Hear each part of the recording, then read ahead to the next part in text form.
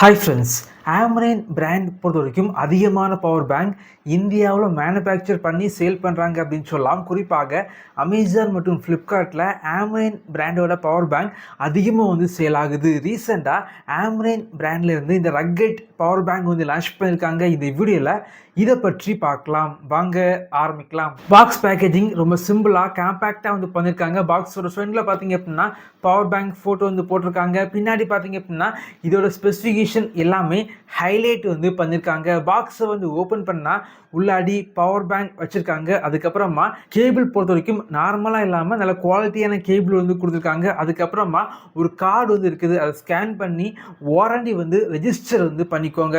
இந்த power bank பொறுத்த வரைக்கும் ரக்கட் டிசைன் பண்ணியிருக்காங்க. எனக்கு பார்த்தீங்க அப்படின்னா டிசைன் ரொம்பவே பிடிச்சிருக்கு அப்படின்னு சொல்லலாம்.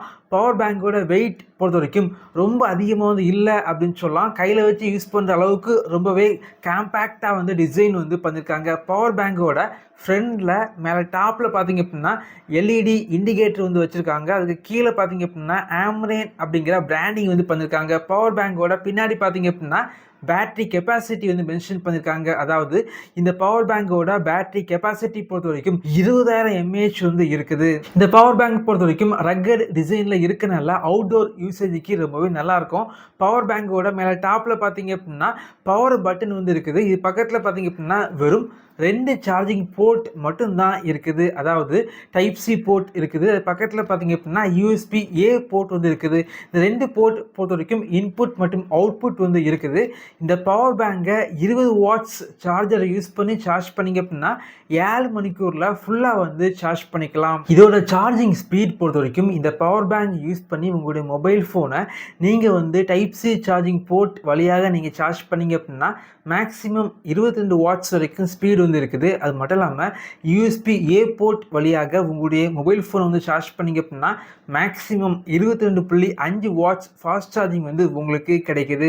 நான் யூஸ் பண்ணி பார்த்த வரைக்கும் எந்த மொபைல் ஃபோனாக இருந்தாலும் வெறும் 30 நிமிடங்களில் பாதி அளவுக்கு உங்களால் சார்ஜ் பண்ண முடியும்.